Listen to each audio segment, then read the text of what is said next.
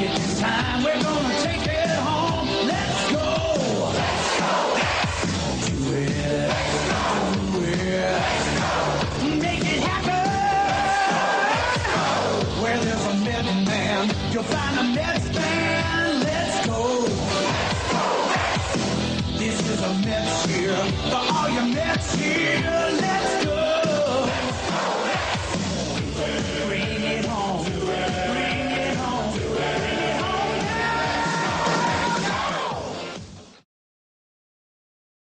Welcome to Talkin' Mets with Rob. Subscribe to the channel for all your New York Mets in-game live, pre-game, post-game, round-table podcast, and all the breaking news for our New York Mets. Enjoy the show and let's go Mets. What's up, Mets fans? Welcome back to another Mets Spring Training Report right here on the channel. Hopefully everybody is enjoying their Sunday, February 16th, as we finally are getting in the groove of spring training, basically a few days away until all players report to spring training, and then we can talk about spring training game number 1. And that's where it gets really exciting because baseball will be in the air. There'll be actual baseball competition that we can talk about. There are roster spots, not many of them, but a few that are available. But nothing is more fun than either being at home, drinking your coffee in the morning today, or going to work in the morning and seeing Juan Soto arriving to Port St. Lucie for the first time wearing the orange and blue. And what a sight it was. He looks good in orange and blue, don't you think, guys? Don't you think he looks good in orange and blue? I think he is. I think he does look good in orange and blue. You know, that orange and blue swag, you can't picture it in your mind until you actually see it. And I know a lot of my coworkers that are Met fans, we all saw the tweets on X with the Mets Twitter, Juan Soto's account and all that. And we were just messaging back and forth in between work, during work. And because it's reality now. The New York Mets have Juan Soto. Like, it was so long ago that we signed him that it wasn't necessarily an afterthought, but there was so much more work to do in the offseason that it kind of got on the back burner. But now seeing him on the field in Port St. Lucie, in Clover Park, ready to go, taking swings, just looking like a ball player that plays for the New York Mets. Obviously, the biggest signing in New York Mets history, and it's reality now. And it's just a great sign. It's just great to see because we've dealt with the Wilpons before, and I know they signed Beltran and Delgado and Ventura, bringing in Olerud, all these guys that we talk about, Cliff Floyd, all these guys, right? We remember these guys, right? But we also remember the Roberto Alomars, the Jeremy Brunettes, the Mo Vaughns, right? Jason Bays of the world. Just having one of the best players in baseball wearing a New York Mets uniform. And again, it's not one player that makes a team. We all know that, right? It takes a group effort. But having one of the best baseball players in baseball, especially one of the best offensive players in baseball, he brings a presence to a team. And then you have the team that is actually already good before Juan Soto. And then adding Juan Soto in there is just a great feeling. But we also have to remember there is a lot of work to do, right? Just because he signed that big contract, just because the Mets had a solid offseason in, bolstering their bullpen, making their lineup better with Juan Soto, bringing back Pete Alonso, hoping for a really good another performance that we've seen from Mark Vientos, Nimmo staying healthy and doing his job, Alvarez having a bounce back season. Even though we look good on paper, doesn't mean it's going to happen on the field. Now, we all hope that does. We all hope that happens. But it does take a long road of 162 games, but it is great to see Juan Soto in camp taking those swings. Jed Lowry, yes. The big offseason edition of Dylan Betanzas, right? Right before Christmas, right? We all remember that, right? It just never it's just it's not our problem anymore. The Wilpons are not our problem anymore. I know I had to bring it up, but just getting the vibes of the spring training, the crack of the bat, right? All the different, video montages for different players rolling up the camp, with Lindor and all that stuff. It's just great great to have baseball back because the offseason can be frustrating.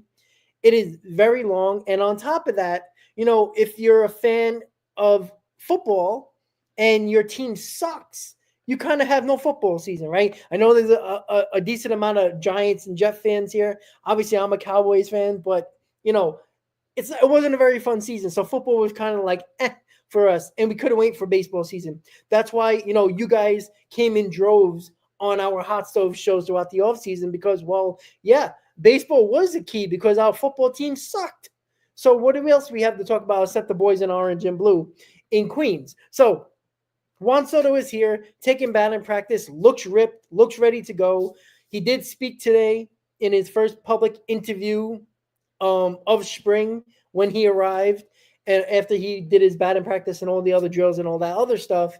And the one thing that popped out to me when it came to Juan Soto and the question was asked, what do you bring to the table, expectations and all that. And Juan Soto says, he goes, I'm going to give 100%. He goes, I'm going to do everything in my power to win and bring a World Series, right? And not in those direct words, but that's basically what he said. We know Juan Soto is a worker, right? You'll never see him not working hard, right? If you watch any of the videos on X, with him doing batting drills and practicing drills, he does this one thing that it's mostly for left-handers, to be quite honest. And I'm a left-handed batter. Like I used to do that in college when the ball used to get flipped to him and he used to hit, go like this and just make a little check swing and have the knob of the bat hit the ball. That basically helps keeps your hips closed and keeps your hands in, and that's a good way to turn on an inside pitch, and that's also something that I remember doing, and that's something that he really did. He did it with the Yankees when they showed all them videos of him. He's doing it now, first day in camp with the Mets, and he did it with the Nationals as well. And that's something to help keep your hands in, your hips in as well. And obviously that's why he's actually a great hitter, because of the fact that he's able to do so many things at the plate, and that's good as well. So the good news is that the way Juan Soto spoke, right, we know the type of player he is, but what he says, right, he's going to be here a long time. He knows that, right? He expects to bring a World Series title to Queens. Like this is not something, he said it before. Yes, the money has everything to do with it. But again, it's not like money was so far apart that he could have chose where he was last year and went back to the Yankees. He could have went to another team that was offering close to similar money. Yes, the money is very much a big deal. But he also said that, he likes what he sees here, right? He talked about Pete Alonso. He loves that they brought him back, right? He believes this lineup can be damn good, and a lot of us do. There's no reason why this team can't be top 2 and 3 in baseball lineup-wise, offensively. There should be no reason why. I mean, they were top 5 in offense last year, and they had a terrible first 2 months of the season. So there is a lot to look at there. But again, Juan Soto's addition is a huge addition. And, obviously we need some bounce back seasons, some Brandon Nimmo. We need to see more from Pete Alonso this year. Alvarez need a bounce back year. But when you look at Francisco Lindor, when you got Juan Soto, when you have Mark Vientos, your top 6 looks really, really good. And that's where we have to start when it comes to the arrival of Juan Soto, because again, there's some people, hey, where's Pete Alonso? Again, they don't got to report until tomorrow or Monday or Tuesday. So it's not the end of the world. But again, everybody will be over the next 2 days, and then we can really get into a lot of either the issues, the surprises, and what we're seeing so far in spring training. So again, Juan Soto arrives. That got everybody excited. It got me and my coworkers that are Met fans excited. We started just texting each other the Juan Soto videos and stuff like that. So it was kind of cool to have that feeling because again, we don't get this very often at all, right? We never make the big signing of the offseason. We never get the biggest guy on the market. And we did. And again, it doesn't make us winners. It doesn't make us, we're winning the World Series, right? That would all be great. But it's a start of something that Met fans have never felt, especially in my age group. And again, the Mets haven't won almost in 40 years. So if you're 40 years or 40 years or younger, you never seen a World Series, or you were too young to see a World Series when the Mets won. So it's a long time coming. Juan Soto is a huge part of the hopeful success of the New York Mets, and it starts at spring training. And that's the only thing we can hope for, is that Juan Soto is a big piece to what the ultimate goal is, and that is to win the World Series. And leading to a World Series, we know one of the keys to the success of the New York Mets is having Edwin Diaz being what he was in 2022. That's no more, no less. We need 2022 Edwin Diaz. We need dominant Edwin Diaz, right? We understand last year coming back from that knee injury that it takes time mentally to get over, throwing your pitches, planting your leg on the mound, throwing pitches, having confidence in that knee to throw your pitches and not worried about re-injuring that knee. That's a mental hurdle. Every ball player, I don't care what sport you play in. I don't care if it's from high school to CYO ball to Little League, doesn't matter. If you get hurt and you end up out for a decent amount of time and you get back on the court, on the field, your mind is always thinking, if I take this step over here, if I do this, am I going to hurt it again? That's a mental hurdle, right? And that can hinder your ability to be the best you can be. And when it comes to Edwin Diaz, I think it completely had something to do with what happened last year. And he got better at times, but we saw what happened to him. He would just lose it. He would lose the plate, or he couldn't throw his slider, so he had to throw his fastball. Guys were sitting on it, and he got rocked. I have no doubt in my mind that Edwin, a year past his first year after an injury, and now it's year number 2. That confidence is just going to feel much better, and that's where we are with Edwin Diaz. If Edwin Diaz can pitch the way we've seen him, close, if not better, but close to what we've seen in 2022, the Mets are going to be more successful. Because I think this lineup with Juan Soto is going to probably score between 5 and 7 runs per ball game. That's probably going to be their average. Even in a year when they didn't have Juan Soto, when they had down seasons from Pete Alonso and Brandon Nimmo and Francisco Alvarez, they were scoring 5.5 runs per ball game. And you see, when they were scoring under 5 runs a ball game, that was obviously all of April and most of May, they were losing those games. That was when the pitching was still holding up the starters and the bullpen. The pitching was what is keeping us, somewhat afloat. But we weren't going to survive if the offense didn't come alive. Once the runs per game and the offense got better and they were scoring 5.5 runs per ball game, guess what happened? Even with the pitching not being outstanding, when the bullpen was depleted, the Mets were still winning games. As much as pitching might win championships, and it has changed over the years of how you win championships, offense is still the key to winning most of the ball games. Now, when you get into the grind of the dog days of summer or into the playoffs, and it might be tighter, closer games, of course, pitching is going to matter.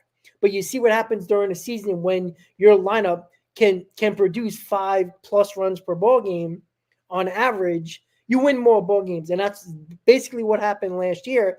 And that is something that you hope, just based on what you see on paper, because we don't know until they hit the field. They can score between 5 and 7 runs per ball game, per average. They're going to be more successful. And that's where Edwin Diaz is one of the keys to the pitching of where you need somebody like your closer to be what Edwin Diaz was 2 years ago. Because if he was that in 2022 or 2023 years ago now, in 2022, everything falls into effect. If Edwin Diaz does his job, then you don't have to worry about him. Now you got to worry about AJ Minter. Now you got to worry about Daniel Nunez. And then you got to worry about Reed Garrett and other guys like that, Jose Buto. That's what you have to worry about other than Edwin Diaz. The less we have to worry about, the more probably success we're going to have. And that's what we're hoping for with Edwin Diaz. So 2 years after the injury, the confidence level is going to be there. He never had a problem with his arm, so that's always a good sign. So if he has confidence in them first steps coming off the mound, when he pitches, the plant leg and everything like that, if he has confidence in that, we know his arm is lethal. And if the leg is there and the confidence is there, that means that slider is going to be more on point. And that's where you want Edwin Diaz to be. When that slider is tight, when that slider has late break, he's almost untouchable.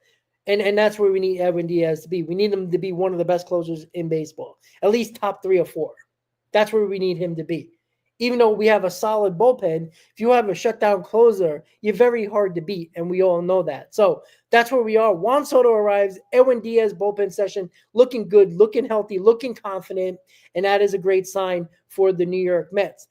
The other thing that we have to get to talk about is what is going on with the second base position. Jeff McNeil also spoke about what has been going on, and he knows the situation. He also talked about, World Series aspirations, and if you don't believe you can win the World Series, you shouldn't be here. And I love that attitude from Jeff McNeil. We know he has an attitude problem. We know he can get, very much down on himself when he's not doing well and take, just get angrier and angrier and makes him worse of a person and a player. I love what he said, and we'll get to that in a second. I just want to check the comments really quick. Let's see. Yeah, see, Stan, I understand, it's with Vientos and Pete, obviously having good years. But again, if Vientos hit, 27 home runs last year, and he started, the middle of May after he took the job from Brett Beatty? Listen, if Vientos hits another 27 home runs, hits 85 RBIs, let's just say nothing crazy, but let's say 85 RBIs, bats 260, 270, you know what? That's a very good season. We'll take that. Even if Pete Alonso doesn't have the year that some people expect and he hits 37 home runs again. Let's say he hits 35, 36 home runs, knocks in 95 RBIs, gets that average up to like 250, 260. It's better than last year. But again, what you had to worry about, and the reason why it was so important for those guys to step up last year, it was with Brandon Nimmo not doing his job, with Alvarez having a down season. You didn't have a Juan Soto to fall back on. Now you do. So with Juan Soto, and Juan Soto is Mr. Consistent. Even his bad season, which is, half of when he came to the Padres, he still had a really good season.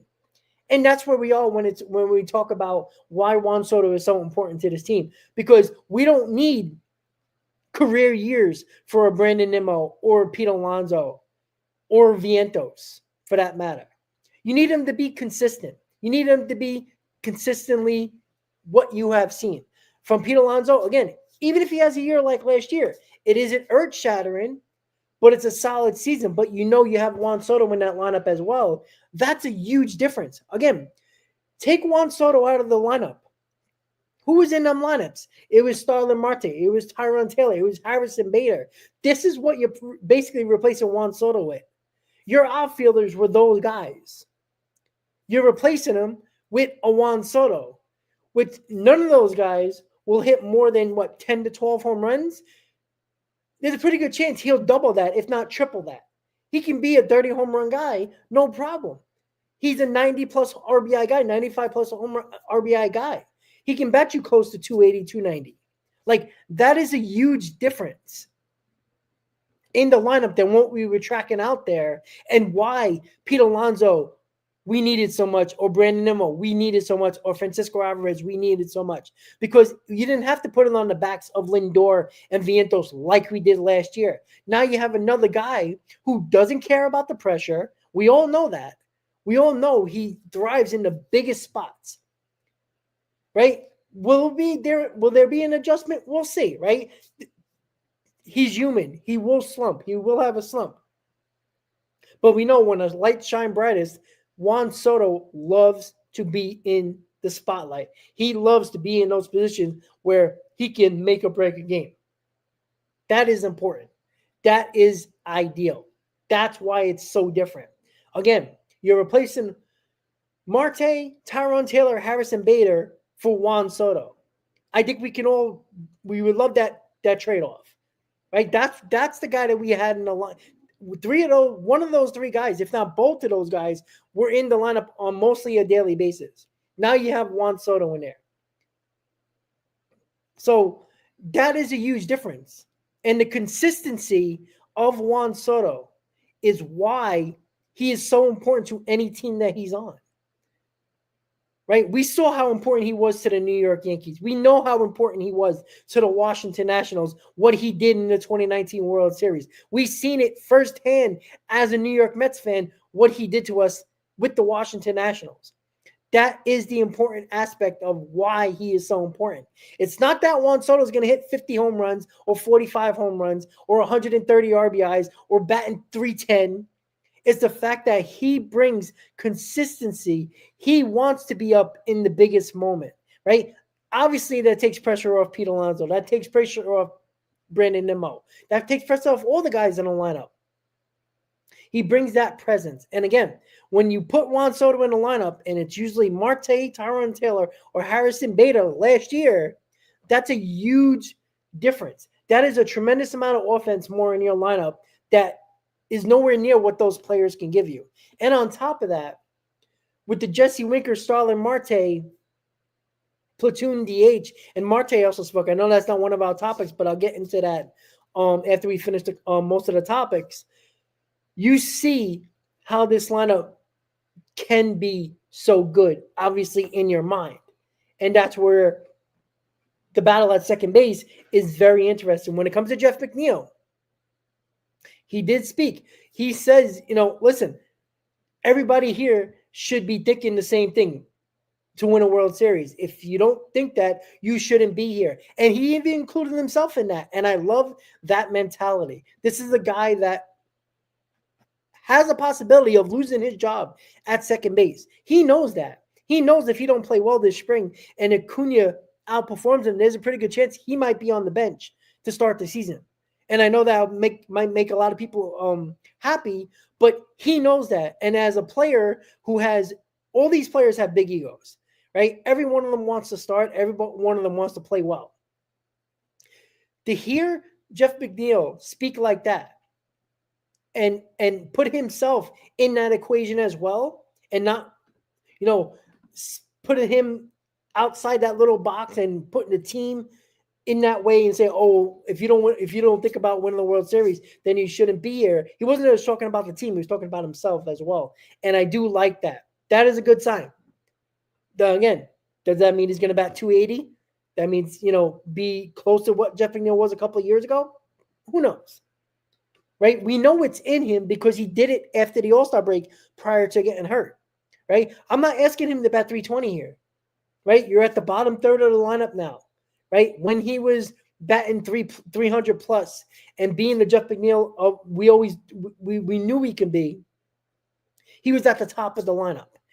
Batting second, batting first, batting third, in those areas of the lineup. Now he's in the bottom third, probably 7 through 9, wherever that's going to be. I'm thinking he's probably going to bat 7th or 8th.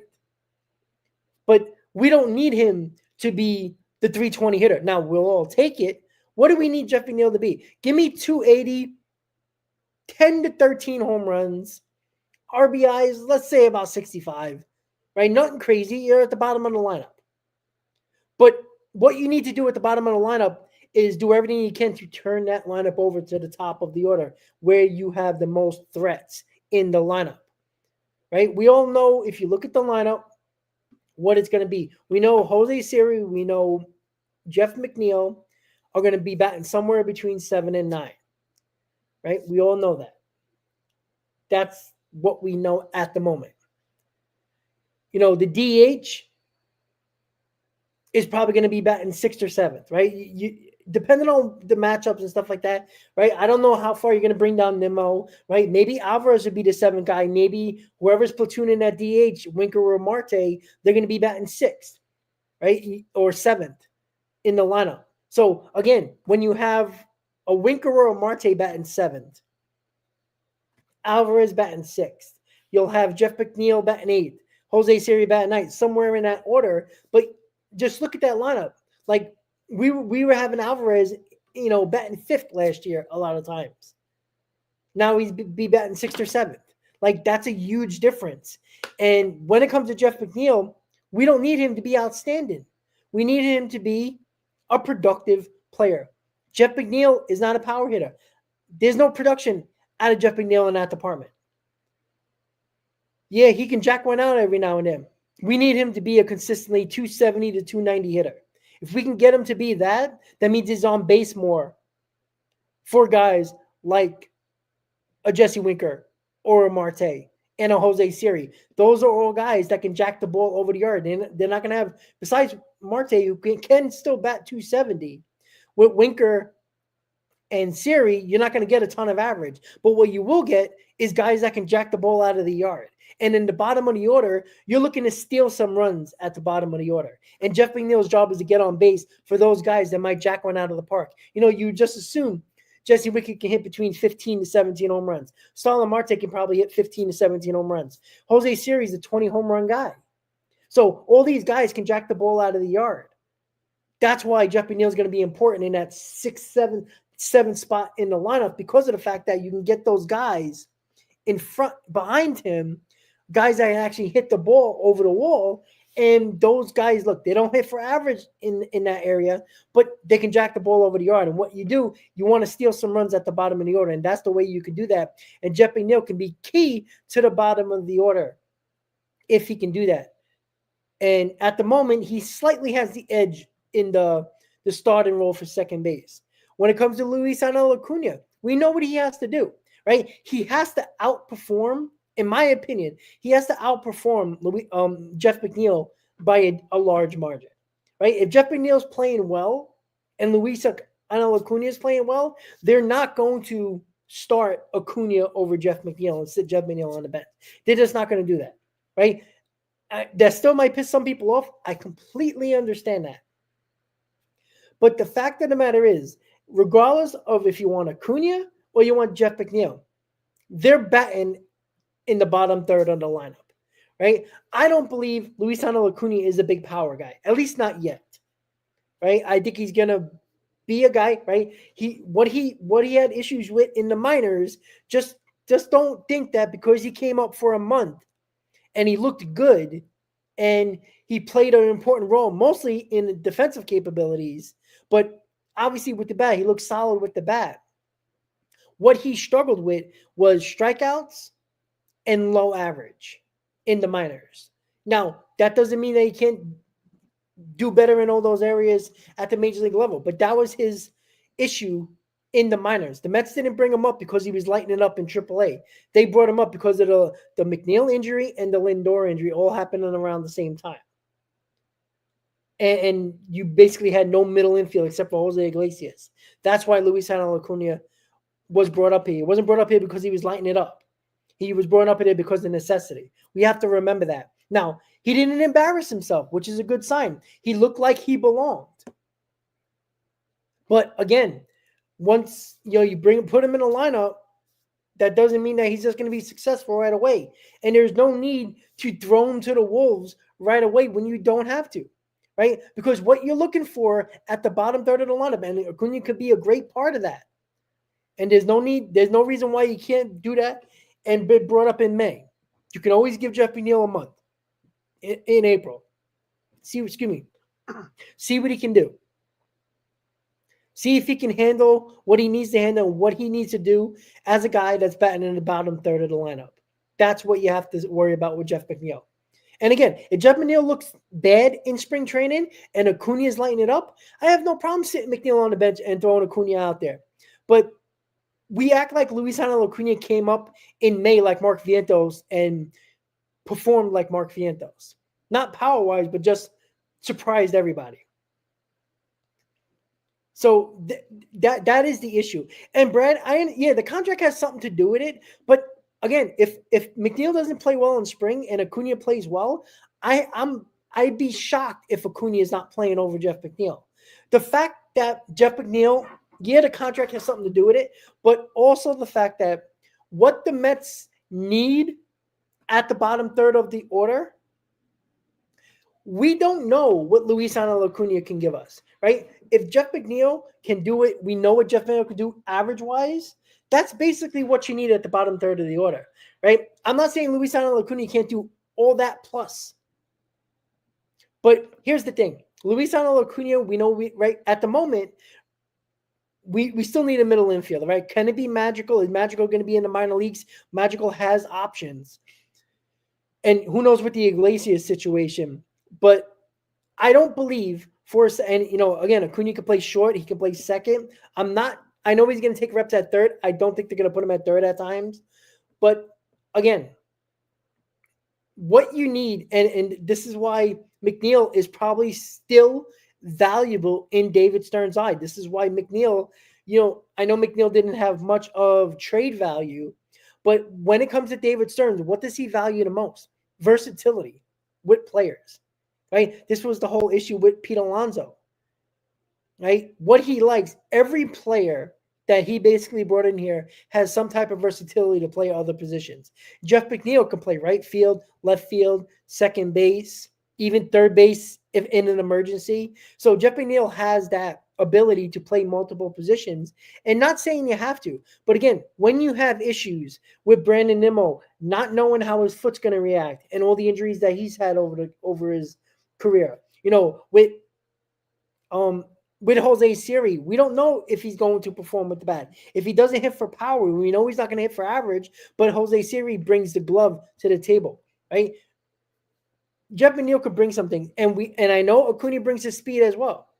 But again, speed in the seventh spot is nice, but at the same time, when you're going to have a guy, in the eighth or ninth spot, you're going to have guys like, let's say if Acuna's batting eighth, right? You're going to have Jose Siri behind him, right? Jose Siri is not a guy to put the bat on the ball and get a base hit when Acuna steals second base. He's a guy that's going to try to hit a home run or he's going to strike out. That's what Jose Siri is. So I don't know how beneficial stolen bases will be at the bottom of the order unless Acuna is batting ninth. Then we can have a totally different story, right? I love his speed. But what we're looking for right now, Stan, I understand he could probably be a good outfielder, but the Mets aren't looking to do that, right? How many more outfielders you need? Right, you got your start. You got your starters. You're gonna have Marte. You're gonna have Tyrone Taylor, right? You have Jeff McNeil at the moment who can play outfield corner positions, right? I don't like putting guys so far out of position just because they have speed. Like just because you have speed doesn't mean that you can catch balls in the outfield and do what you need to do. Making sure you hit your cutoff man. Like everybody just assumes that getting to a ball and catching a ball is the only way to play outfield, and there's not others to it. There's other things to it. You got to make sure you know where to throw the ball, right? You got to throw it to the cutoff man, depending on if you're playing the left field or right field, right? Making sure you hit your cutoff man, because if you throw it past your cutoff man, that guy can take that extra base. Like there's so many other aspects to it, and I'm not saying Acuna can't do it, but when you got multiple guys that are outfielders, right? You got Jesse Winker, you got Starlin Marte, you got Tyrone Taylor. There's no point of having Acuna be a possibility in the outfield. There's no point unless we have massive injuries.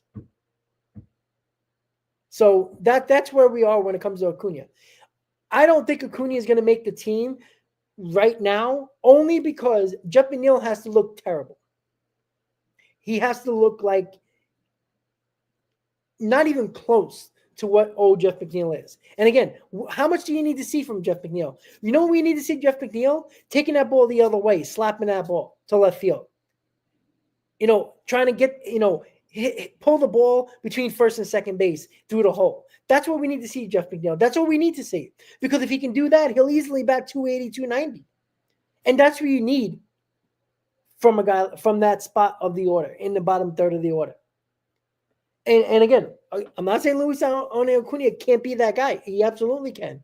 But we take a month of Luis Acuna with very limited amount of bats, with no book on him. And I like to talk about having a book on a guy. This is what I talk about with Mark Vientos. The same thing with Luis Acuna. There wasn't really a book on Luis Acuna, except what happened in the minors. When these guys come up, what a lot of pitchers do? They throw fastballs to see if you can hit it. And then guess what happens? They start throwing more breaking balls. And they see if they can hit the curveball or the changeup or the sliders, seeing what they chase, right? I'm not saying Luis Acuna can't adjust. Of course he can. That's how you stay in the major leagues.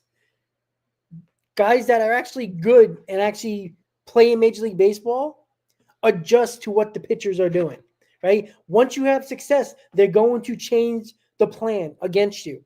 Once they change the plan, the way you stay in Major League Baseball is you adjust to their plan and you still succeed after they change that plan again. That's where we have not seen Luis Acuna do that, right? And we look at just 1 month and we portray this guy as an all-star.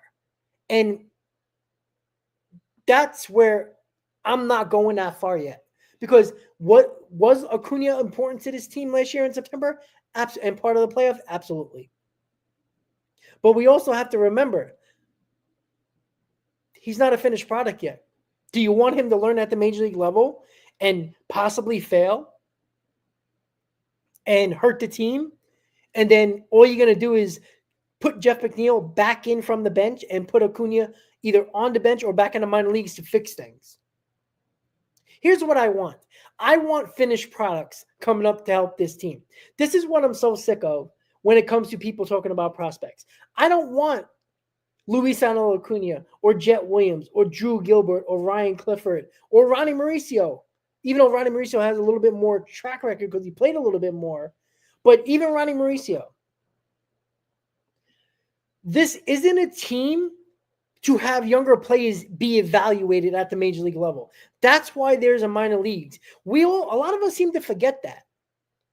We have to understand that the minor league level is to get these guys prepared. So when they come up to the majors, that you don't have to see, well, we'll see what he does. Let's evaluate him. Right? Unfortunately, 2024 was supposed to be an evaluation year, but lucky for us, it wasn't because the way the Mets played. That was supposed to be the year where you might bring up Acuna and you might bring up Jet Williams or a couple of other top prospects and play them and see what they can do. You have a great evaluation. You didn't have that last year. Right? We are not the Tampa Bay Rays. We are not the Pittsburgh Pirates. We are not the Cincinnati Reds. We're not the Marlins. You don't play these guys and throw them out there when you already have positions filled for that matter. And just throw them out there and say, oh, well, if things are, let's see what happens. You don't have no evaluation time, right? You're trying to win ball games. You got a tough division. You got a tough National League. There's a possibility that playoff situations could come down to a few games, right? The Cincinnati Reds hired Terry Francona. We all know how good of a manager he is. The Reds are young and up and coming, right? There's other teams that are starting to get better as well, right? We might not have the luxury of the Arizona Diamondbacks choking so the Mets can make the playoffs last year, right? A lot of things had to work in our favor to get us back to a playoff position in last year, along with winning, but we needed a lot of help. I understand. McKay, see, again, this is the problem. How will you know until they're up here playing? Completely understand that. Completely understand that. But here's the problem. Here is the problem. Are we trying to win baseball games or we're just trying to evaluate? Because I feel like there's too many Met fans that would rather see every kid play than actually major league players that actually have shown you to play, right? I don't want Luis Acuna up here and hope for the best. right? We played that shit with Brett Beatty, right? We don't have a catcher. That's why Francisco Alvarez was here, right? If there was a steadfast position where it was a complete hole, then I completely understand why you would go with a Luisano Acuna, or at least give him the opportunity in spring to win the job. Like, let's not act like we need to give this guy an opportunity when he is not a finished product. We all know that. He isn't what he needs to be yet. He's still, average is not there. His strikeout rate is high. You still have time, right? And I'm not saying Jeff McNeil has the job for the eternity.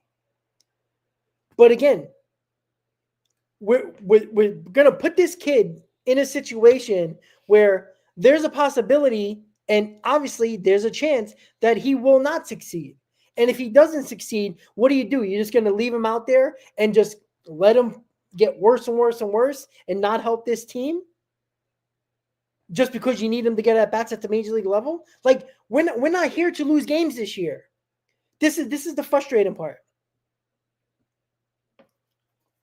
Well, it's constant. I should do that, Joel. If I can click it, that would be nice. It won't let me click. I've been trying to click. I don't know if you've been hearing the mouse. It won't let me click. So I'm gonna say the questions on the side only because I can't click on it. I don't know if you guys can hear it, but I can't click on the names. It won't let me. StreamYard is just not letting me click on comments, unfortunately. But it was something that hold on. Machiavelli said in the comments, and it's still not clicking. Of course it's not. Why would it not open? That's what I don't like. Let me see if I can change the setting here. Hold on, guys. Hold on. But Machiavelli, and did it work? Hey, here we go. All right, I got it. It worked. All right, after the 50th time. So look, no one is saying to give him the job, but that's exactly what you're saying, right? Let's say if Jeff McNeil plays well and Luisano Acuna play well. I'm sorry, I'm not giving it to the younger kid, right? I'm just not. Why? You still got Jeff McNeil up here that we know he can do it at the major league level. We've seen him do it. Now, again, I'm not giving Jeff McNeil 3 months. Give him the month of April to see what he can do. If he doesn't perform, then give Luisano Acuna a chance. I don't like not having options. Acuna is another option. And again, here's the problem. I don't feel like giving a kid a job that's not going to earn it. And I feel like some of you are just saying give Acuna the job and throw McNeil on the bench and just give it to Acuna. You don't necessarily have to do that. Why thrust the kid in there when you don't have to? But again, we'll see. Again, the job is up for grabs. Mendoza said it, and I'm on board with that. But we throw McNeil to the wolves because he hasn't been good. Absolutely. But we look at 1 month of Luisano Acuna, and just because he has a quick bat and we can see his speed and he looks confident and he looks like a player, we just automatically assume that he will be.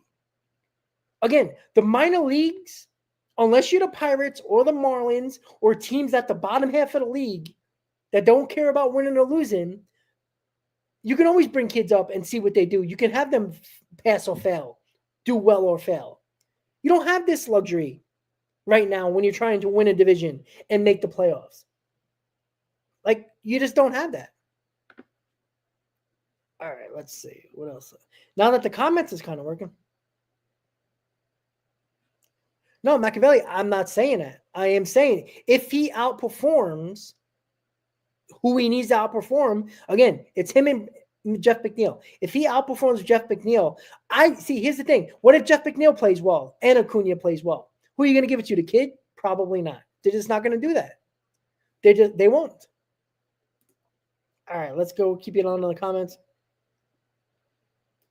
Brad, I don't even think it's about the last name, though. I just think that because they seen him last year in September, and most of the time it was basically for defensive purposes when he came into games. Yeah, he got a couple of times at bat, but again, he has he had issues. Again, we forget why he was brought up to the majors. Wasn't because he was lighting it up in the majors. It was because Lindor was hurt with the back and McNeil was out. And Iglesias was at second base, and they needed another middle infielder. That Acuna was here because of necessity, not because he was lighting it up. We forget that. And he didn't embarrass himself when he came up here. He played well. But we take that, and too many people are saying throw him in second base. All right. Here we go. Let's keep on. Now that the comments are working, I'm getting excited because I can click on them.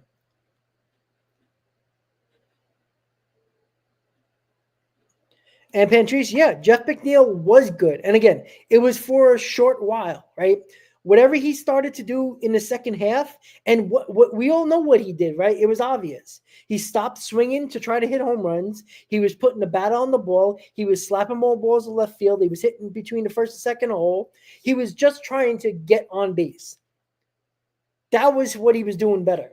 He wasn't trying to uppercut his swing with the launch angle, trying to hit home runs. He's not that guy.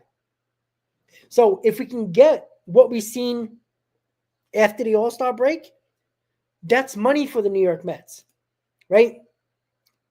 I believe McNeil could do that. And again, I'm not saying he's going to be a 320 hitter, but I think he can be a 275, 280 hitter. And that is tremendous to what we need at the bottom of the lineup when you got guys like a Jesse Winker or a Starlin Marte and Jose Siri, guys that are not going to hit crazy averages, but they have the opportunities of hitting the ball over the wall. Between 15 and 20 home runs, those are guys. That's why you want Jeff McNeil on base in that spot, because those guys can jack a ball over the wall. Their best asset is hitting the ball over the wall. And that's where I think why Jeff McNeil is going to get the opportunity early. Now, again, see, and that's the other thing, right? There is a bench role middle infielder available that's on the bench for this roster. I don't think they're going to sit up Luisano Acuna on the bench. So if he's not starting, he will be in the minors, and Madrigal will probably be the utility infielder. That's how it goes. All right, let me just keep on going with the comments, guys, before I go to the next subject. Yeah, Joel, I think because Jeff McNeil saw that he could start hitting home runs, and all these analytics say, the best way to help your team is to hit the ball over the wall, but everybody's not built to be like that. And I think that hurt a lot of guys like Jeff McNeil.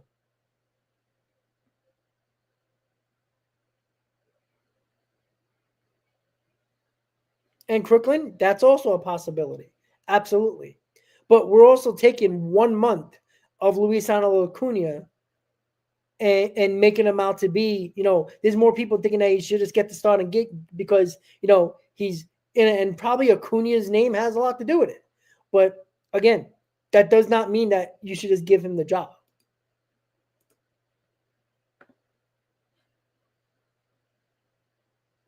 And Pantrice, yeah, he was trying to change the ball. And that's what he's trying to do. But again, Jeff McNeil doesn't need to do much. All he has to do is do what he does best. And that is put the ball, especially slapping that ball to left field, hitting that ball between first and second. That's where he's the best.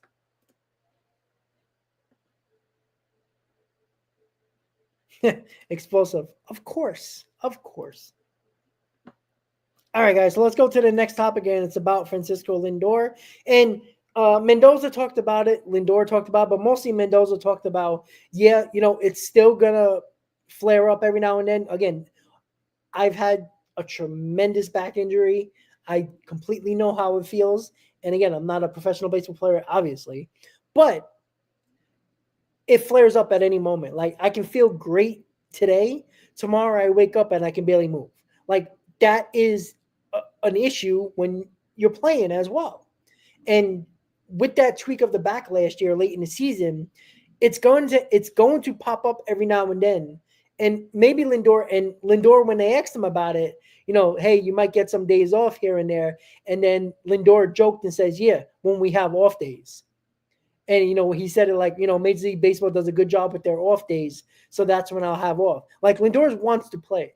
And you're going to have to drag him out of a lineup, which is great to hear. But again, this back issue is probably going to pop up and flare up every now and then. And we'll have to deal with it. But again, when you have a lineup with Juan Soto, you can afford to have Lindor out of a lineup once every couple of weeks. But again, it's something that Mendoza is going to pay a close attention to. Lindor's got to be aware of it. Maybe he has to go through a more stringent regimen during pre-warm-ups. A lot more stretching, whatever, physical therapy he might have to do before a game. Like we saw what he had to do late last season and the playoffs just to get on the field. It was a tremendous amount of stretching, tremendous amount of physical therapy. He might have to do that before every game. And we know Francisco Lindor is willing to do that. He's a bulldog. He is a leader of the team. He's probably a captain of the team, if you want to go that far and call him that. So the issue with the back, again, it's going to flare up. We just hope it doesn't hinder him or he doesn't tweak it more that it hurts him more throughout the season. So that's where we are with the Francisco Lindor situation. And I think he's going to be fine, but it will flare up from time to time. All right, let's keep on looking at the comments before excuse me. Before we hit to the next topic. Let's see. Now, see, the thing with Brandon Sproat, and this is the difference with prospects that could have a role because of the fact that we know where the biggest question marks are with this team. I don't think if Brandon Sproat can have the best spring training out of all the prospect pitchers in baseball. Do I think the Mets are going to throw him into the rotation right away? Probably not. But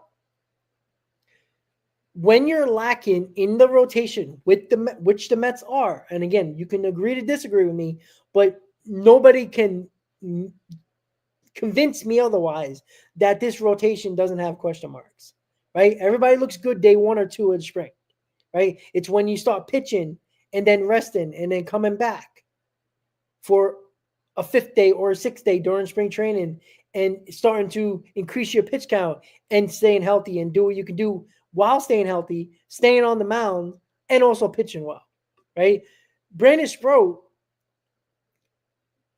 could be important to this rotation this season because of the fact that, well, I don't trust this rotation. You got Kodai Senga coming back from an injury. You got David Peterson off of a half a season last year, coming back from hip surgery. You got Clay Holmes, who's a reliever. You got Frankie Montas, who is an innings guy. You just hope he's better than what he was last year and the year before.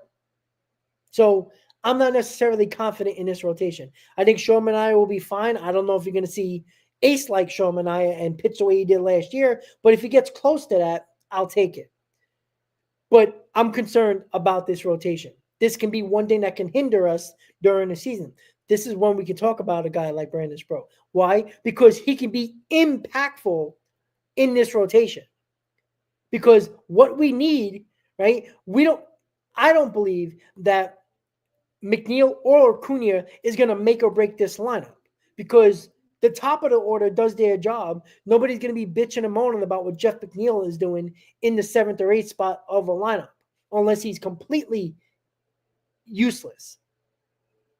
But with Brandon Sproat, if anybody struggles and does not look good in this rotation, you're going to hear a lot of rumblings about Brandon Sproat. And if he's pitching well, there is a possibility that you might see this guy in the rotation.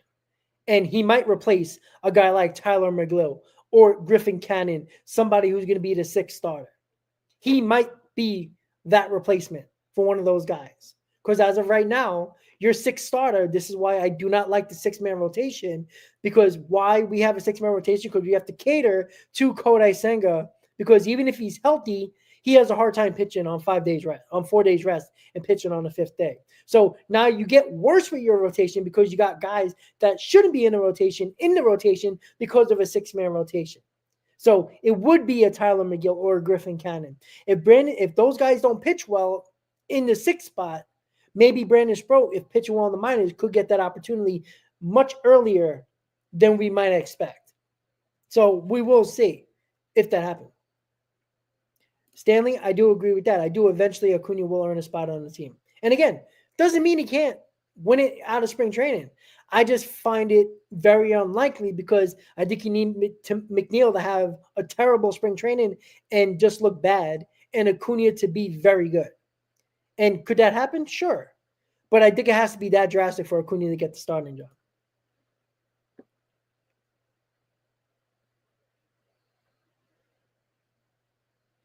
Correct, Josh. 100%. I agree with you with that. All right, let's keep on looking at the comments.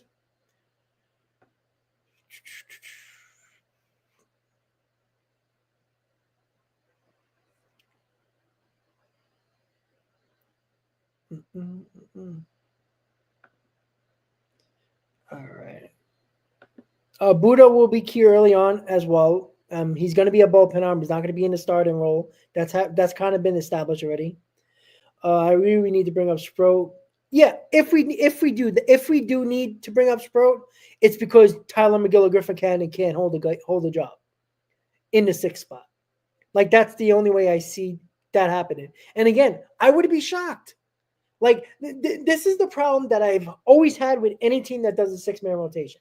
They do a 6-man rotation because either they don't have enough starters and they're trying to lengthen these guys out and shorten their innings, or you have a guy like Kodai Senga in your rotation that, could have ace-like stuff, but is a guy that has terrible numbers when he pitches on a 5th day with only 4 days rest. So you have to cater to Kodai Senga, put a guy that probably shouldn't be in the rotation to begin with as a 6th starter in Tyler McGill or Griffin Cannon, and you hurt your rotation because those two guys are probably not going to be very good. If they have an outing that's good every now and then, but most likely they're not going to be that good. So you're hoping the 6-man rotation helps Kodai Senga, 1, stay healthy, 2, pitch and stay healthy and pitch well in that matter. So you need a lot of things to go right to have that happen. Yet you hurt your rotation because you got guys like Tyler McGill or Griffin Cannon pitching on a 6th day, when if you had a normal 5th rotation, you might have Mania pitching in that day instead of your 6th guy. And that's why I don't like it. And they're tempting fate here and playing with fire way too much because the 6-man rotation is all about Kodai Senga. And even if Kodai Senga stays healthy and pitches well, you still got to worry about a 6th guy in this rotation shit in the bed and not pitching well, because we've seen Tyler McGill enough. Griffin Cannon is a failed prospect that has not pitched well since he's been in the majors, and he had some moments a couple of years ago with the Angels, but nothing special since. So spots where you would have Sean Mania pitching it on his 5th day, because you have a 6th man, you're going to throw Griffin Cannon and Tyler McGill out there to win you a ball game. And it's crazy to me that you need to do that. And this is not even about the injury with Kodai Senga. Even when he was healthy in 2023, he pitched twice on the 5th day with a regular 4-day rest. And he had terrible numbers. And when he had a 5th day off and pitched on a 6th day, or a 6th day off and pitched on a 7th day, basically once a week, he was outstanding. So we're hoping we get that, the outstanding part, pitching every 6th day and once a week, then him not pitching well and still trying to cater to help him stay healthy, even though he might not be pitching well. And then you also have Griffin Cannon or Tyler McGill pitching in a spot where Sean Mania would have that normal spot if it was a 5-man rotation. That's what concerns me. Yeah, I just think, name me a team that went to a 6-man rotation that's been successful and that's been a playoff team and that's won a World Series, right? None. You know why? Because if it was so successful and it worked, more teams that actually have playoff and World Series aspirations would do it. Just that simple. Even the Dodgers, who have 47 guys in their rotation, are not going to a 6-man rotation. They're going to a 5-man rotation. Occasionally, they'll throw a 6th starter out there to combat the three guys, the 3 Japanese players in Otani, Sasaki, and Yamamoto to help them out a little bit with their innings. But I don't see the Dodgers force feeding the 6-man rotation, right? Why don't the Red Sox do it? Right? Why don't the Braves do it? Why don't the Phillies do it? You know why? Because they actually have an ace of staff, number one. And two, when you actually have a good rotation, you don't have to do a 6-man rotation. You got to stop catering to these guys. You sign these guys knowing that you're going to have to cater to them, and you hope it works. You hope they pitch well, but you hope it also doesn't affect the other 5 guys in the rotation that it could affect. Right? Nobody wants to talk about it. It seems like I'm the only one bringing it up. And me and Chris disagree a lot of times in regards to this. Right? We're catering to one guy when technically it's also to help guys, manage their innings. But at the same time, most of these guys have pitched their entire careers on a 5-man rotation. Why do we just assume that an extra day rest is going to make them better or keep them healthy? There's no guarantee of that. You're changing their plans and their way of going about pitching every 5th day and changing their whole philosophy, their whole plan for Kodai Senga, for the hopes of him staying healthy and pitching well. So you're hurting 5 other guys, most likely. Now, it might benefit some, but probably not all, to benefit, hopefully benefit one. That's where I have my problem. So, again, I don't believe a 6-man rotation is going to last, to be quite honest with you. I don't believe it is. Because when Tyler McGill and Griffin Canyon as your 6th starter are shit in the bed every 6th day, and you're losing games, and you're hoping Kodai Senga pitches well, like, I don't see the point of having a shit 6th starter. So Kodai Senga can pitch well, great, you win his games, but you're still losing the 6-man in the game that McGill or Cannon's pitching, when if you were just going every 5th day, you would have Manaea pitching those games. So it's crazy to me.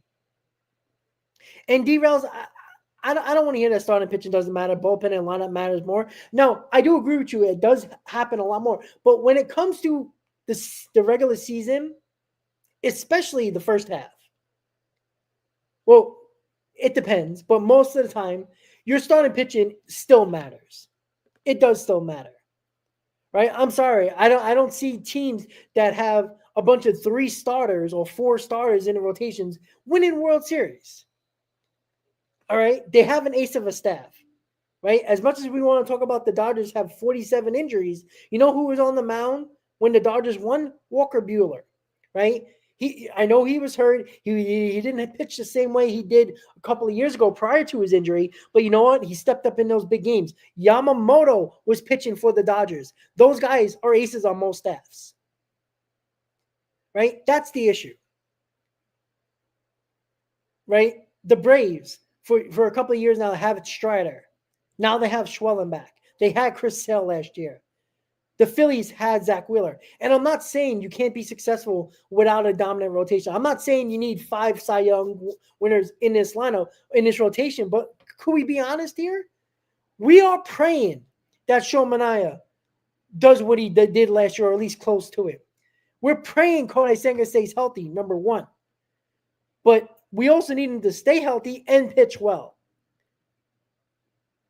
And then it's a crapshoot from there. Right? David Peterson was tremendous last year. Can he be a solid major league pitcher? We hope with the successful hip surgery that he is the pitcher that we saw, or at least close to that. Frankie Montas, I don't know. Clay Holmes, I have no idea. Griffin Cannon, Tyler McGill, everybody's going to be calling for them to be out of the rotation within 2 weeks.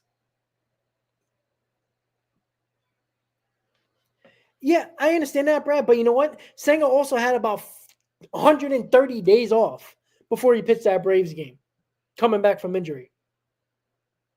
And Brad, yeah, he was great his first season.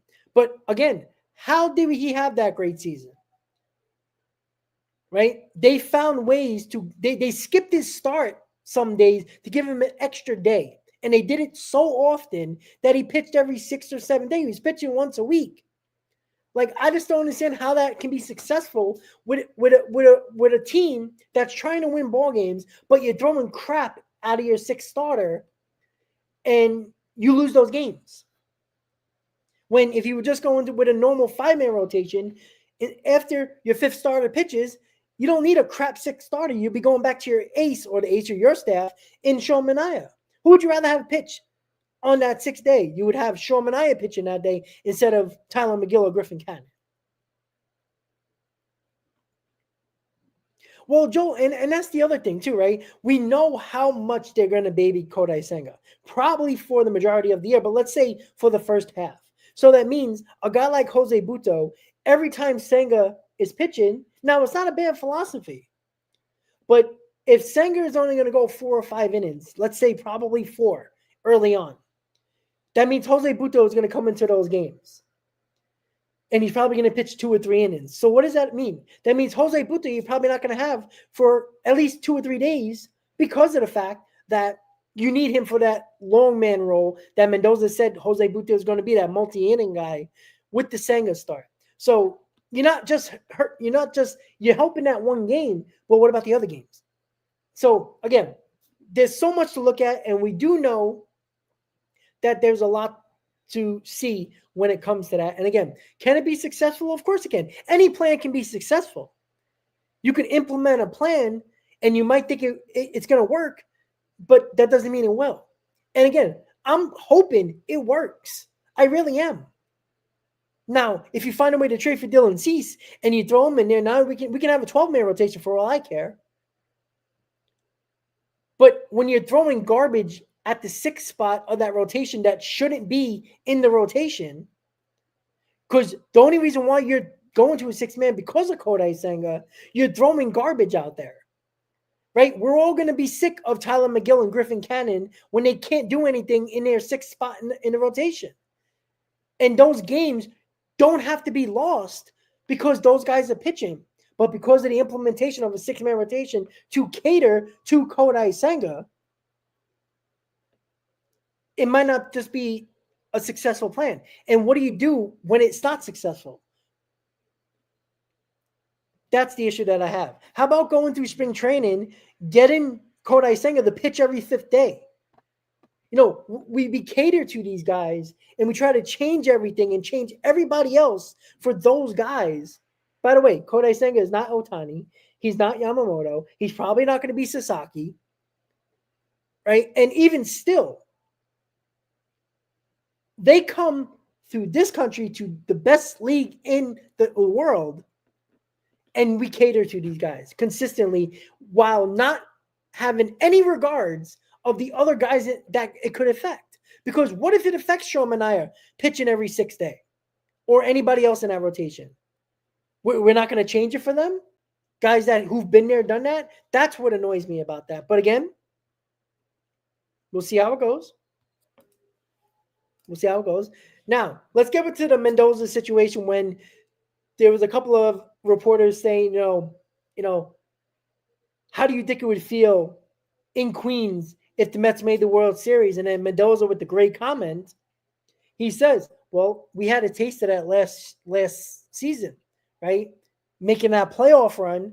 We saw how crazy Citi Field was. We know how hyped Met fans were. He goes, it would be that and even better. So Mendoza and the World Series is getting thrown around a lot early in spring with reporters, right? They're trying to bait these players and these managers and these coaches to saying something stupid and saying a declaration, but they're not going to do that. But they all want to win ball games. They all want to make the playoffs and win a World Series, right? Just like Jeff McNeil says, if you're not trying to win a World Series here, you don't belong here. And I agree 100% with that. So I love what Mendoza says. He says, yeah, of course it would be great, right? We know how crazy Met fans are. We saw it in the playoffs last year. But it takes a lot to get there. We saw what it took out of the Mets to get there. Now, in my opinion, I don't know if anybody agrees, but in my opinion, if you don't get back to the NLCS, it's a complete failure of a season, in my opinion, team-wise.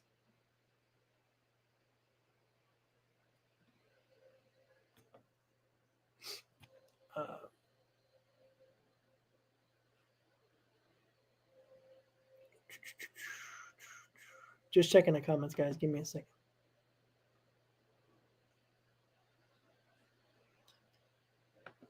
All right. So, and again, my idea of being successful this year, right? Obviously, everybody's goal should be, and including fans, to win a World Series, right? You don't get Juan Soto, you don't have the prime of Lindor, the prime of Alonso, the prime of Nimmo, and waste these years. The very least I need to expect from this team is get back to the NLCS. Obviously, you want to win it, but you got to get back where you failed last year. You made the NLCS, you failed. You got to get back there and obviously try to win. That is the goal, is to get back to the NLCS and obviously to win it. But getting back to the NLCS should be the minimum, because that's where you lost last year. You made it and you lost. That's where you need to be, in my opinion. You got to get back to the NLCS. That should be the first goal. The first goal, NLCS. Second goal, winning the NLCS, winning the pennant, get into a World Series. And obviously the goal is to win the World Series. Right? With a team that wasn't very good at times and had flaws, got to Game 6 of the NLCS. I think this team can do it, even with the questionable rotation that I believe they have. I still believe David Stearns is trying to get Dylan Cease. He's probably trying to work out some type of package to get him. I hope that's the case. But if not, I don't see what changes at the deadline. You're going to need a starting pitcher, right? I don't know how much less of a package the Padres are going to want back, because you're going to have competition for teams that might be even more desperate than they are now for a starting pitcher and a top line starter at that. So I think, yes. And Sanders, let me just pop up the question. There it goes again. It worked again. See, the issue is with the trade deadline, and Mothman said it too, with the trade line, you want to be active. Yeah, you can be active. You can be as active as you want to be. But again, if you're looking at this roster, and again, you never know what you're going to need at the deadline, but let's say the lineup does their job, the bullpen is doing their job, and the rotation is, trucking along. Not great, but are managing things. You're going to need a starting pitcher. The same way the Mets need starting pitching last deadline, but they weren't willing to give up any prospects because it was David Stearns' first year of evaluating their prospects. I don't understand. It just never makes sense to me.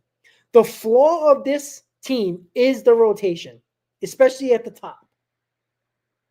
You need another starter. If David Stearns, you hear him all the time, I'm confident in this rotation. I'm confident in the rotation. Yet, he's been in talks with the San Diego Padres about Dylan Cease. If you are so confident in your rotation, why are you even bothering trying to trade for Dylan Cease? Why were you in talks with the White Sox about Garrett Crochet? Because the rotation is not that good. Can it be? Sure. We all had that expectation. Of course it can be. But his actions are not replicating what he's actually saying. He's saying he's confident in this rotation. He loves what he did with this rotation. He feels good about this rotation. Yet, his actions are saying otherwise. That's what doesn't make sense to me. When he says, yeah, I'm confident in my rotation. I like our rotation. I like what we built here. Yet, he was in on Garrett Crochet, and he's in talks still with the San Diego Padres about Dylan Cease, and at times about Michael King. So that is the thing. And the thing when it comes to the deadline, which I never understood. It's a flaw in the offseason. What you need is another rotation arm, especially a top of the line guy. Let's say top 2. I'm not going to go ace, but let's say top 2 pitcher that you need. You're not willing to give up, say, 3 top prospects, but all of a sudden you'll be willing to do it at the trade deadline. So you wait for 90 plus games to go past where you were clearly flawed, and it might hinder your ability to win a couple of more games in the first half.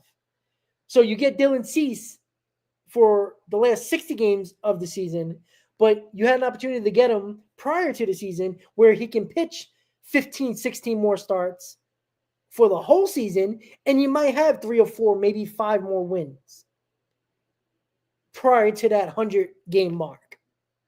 That can mean all the difference in the world from you winning the division, getting a wild card spot, or being out of the playoffs completely. Like, I never understood that. Like, the floor is there. Get him now so you can have him for 30 starts, and you might win 4, 5, 6 more games with those 30 starts instead of those 15 starts that, yeah, it might help you in the second half, but you needed it in the second half because the lack of what you had in the rotation in the first half. That's the whole point, right? To save one prospect, let's say it takes only 2 prospects to get Dylan Cease at the deadline, which I still find that hard to believe because of the fact there's less teams in on Dylan Cease now than there will be at the deadline. Because there will be more teams, maybe even a surprise team like the Mets were last year. And they're in the same spot in the Mets and like, oh man, we all we need is a rotation guy here. They might be able to go above and beyond because they're desperate and they see, wow, look, we only need this rotation arm. We're playing well. We shocked everybody. Let's get Dylan Cease. So now you're going to get outbid by a team a little bit more desperate, and you're going to lose out on him anyway while making another team better that you hope is not in your league. But even still, you're making another team better. So there's your issue. While there might be 1 or 2 teams, maybe even 3 teams in on Dylan Cease, right? I don't think the Cubs are in on Dylan Cease anymore, but you heard a little bit about the Red Sox and you hear the Mets. Maybe there's another team out there, but right now you have 2 teams, let's say 3, or 2 teams that you're trying to compete against for Dylan Cease. There's a pretty good chance it might be 4, 5, 6 teams that are in on Dylan Cease. You think the price is going to get lower when there's more competition for him? You're out of your mind. Now is the time to get him. Now is the time to get him, right? I'd love to see him get him at the deadline, but what are you really saving? Even if you're able to get him for 2 prospects, is 1 prospect going to make or break your farm system? It's not.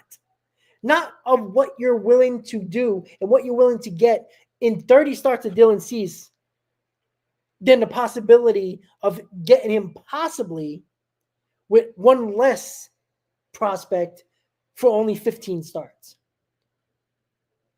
Like there's a strong possibility that 30 starts of Dylan Cease for the New York Mets can probably win you 5 to 6 more games. Obviously, you would want more, but it's a trade-off. Let's say 5 or 6 more wins. That can be the difference of 96 wins or 90 wins. What would you rather have? 96, right? Probably a better chance of winning the division with 96 than 90. That is a huge difference. Why wait for it? Because we know we're going to lose games with Tyler McGill and Griffin Cannon pitching, where you can probably have more wins with Dylan Cease on the mound instead of those 2 other guys. Like, I just don't understand the logic, right? When you continue the prospect hug, and it hindered the Mets for years. I've talked about it during Hot Stoves before. I went through the years, probably over the last 20, where the Mets were hesitant at the deadline and even the offseason to give up prospects to make their team better, and it cost them during the season or later in the season when they got the lesser guy instead of the guy that they should have got who was better than the guy they actually got. That's the issue. But we can't change what we can't do. Us fans, We can bitch and moan and talk about it. But David Stearns needs to pull the trigger. And again, he still has not traded top prospects yet. Now, he's only been on the job. He's had 2 off seasons and 1 deadline. So I'm not throwing him off the ledge here. But there will be a time, and there still might be a possibility, that he gets Dylan Cease before opening day. But let's say he doesn't. This deadline will be a deadline where he needs to be active. And the way this roster is set up, there's a pretty good chance that your bullpen and your lineup is going to be okay. Yeah, sure, you might need another bullpen piece. Everybody tries to get bullpen pieces, but they're regularly available at the deadline. It's the starters that you need, the top starters that might be on the market. And oh, by the way, you're hoping that the Padres have a bad season, because if they're having a good season and in a playoff spot or close to a playoff spot, what if Dylan Cease is not on the table now? Now what do?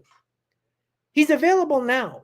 Get him now, because if the Padres have any remnants of a season and they're in a playoff spot or close to it at the deadline, they're probably not going to trade him. So what do you do then? That means another starter you might have to get. And that's one less pitcher on the market, and more teams are still looking for a starter, and now you got to go after that guy. So you're risking those guys actually being available. When he's available now, go get him. Yeah, it might cost you what you probably don't want, but are you trying to win? Sure. That's the goal, isn't it? Not wait until you desperately need something and hope that there's nobody else out there more desperate than you, and you're not willing to pull the trigger, and you're left with a Paul Blackburn instead of a Blake Snell, when the Mets clearly needed another top-line guy with Sean Manaea. But they got Paul Blackburn, who would not even sniff a postseason start until the NLCS. So that's the issue that I have. But again, we'll see how it goes. We still got a whole spring training to go. I still believe David Stearns has something up his sleeve trade-wise to bring in a starter, right? I don't believe what David Stearns is saying, that he's confident in this rotation and he likes what he's put together with this rotation.